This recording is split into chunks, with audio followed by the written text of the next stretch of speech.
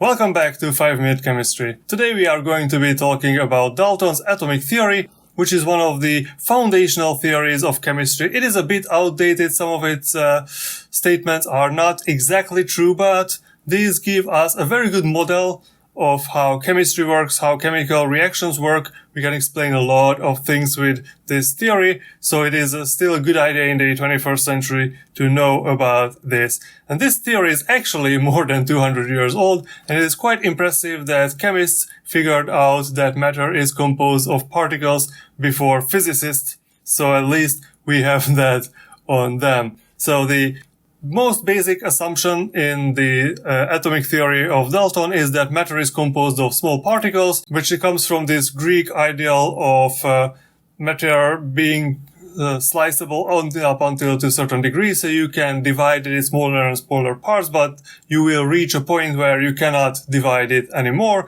and atomos just means indivisible in Greek, so atom became the word for these particles that Dalton came up with. His idea was that in an element, all atoms should be the same, so atoms have their own properties, but when it comes to a chemical element, then in an element, all atoms should have the same properties, so all the atoms of an element should be identical. Well, because if they weren't, then we could decompose an element into multiple other things, but we cannot, so we can assume that all the atoms that make up an element are actually the same. And of course, if we have two different elements, those atoms must be different because otherwise the two elements would be the same element. So copper is not oxygen, gold is not silver, gallium is not mercury. So every different element has its own corresponding atoms. Most importantly, these atoms cannot transmutate into each other. They cannot change into one another. Copper cannot become oxygen, and lead cannot become gold, which probably made the remaining alchemists very sad. But anyways, so this is an important thing, that if you have one type of atom, that will stay that type of atom. So this is why you cannot change one element into another. The atoms are neither created nor destroyed, which means that in any kind of chemical reaction, if you had a specific atom in one of your starting materials, you have to have that atom in one of the products. Or if you find a specific type of atom in your products, then you can be sure that this atom was part of one of your starting materials. So these last two, that can be combined into like kind of preservation of mass principle. So you cannot destroy or create new atoms, and you cannot change them into one another, which will be very helpful in understanding chemical reactions.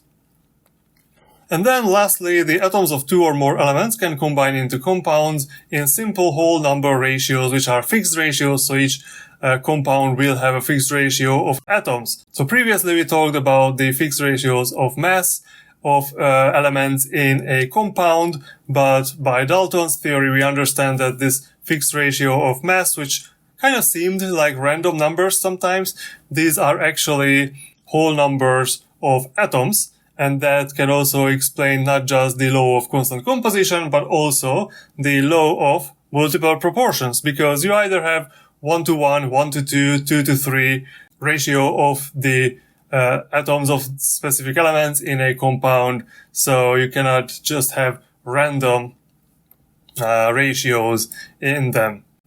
So this is the atomic theory of Dalton, and based on this atomic theory, we can finally categorize materials properly. So materials can either be pure materials or mixtures. So previously we talked about that mixtures have this kind of arbitrary composition and relatively easy to separate them into their components, while pure materials will have fixed composition and specific distinct properties.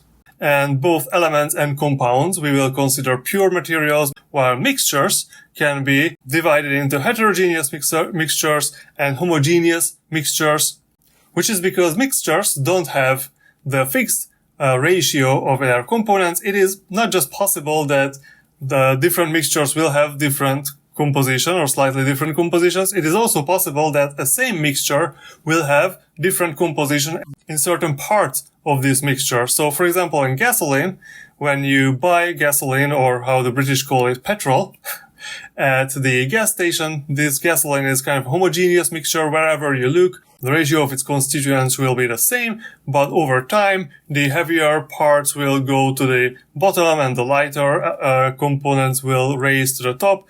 So now you will have a gas tank in which your gasoline's composition is dependent on the location. So elements and compounds, they cannot be heterogeneous because their composition is fixed and it's fixed everywhere in the material, while mixtures, you can have something heterogeneous.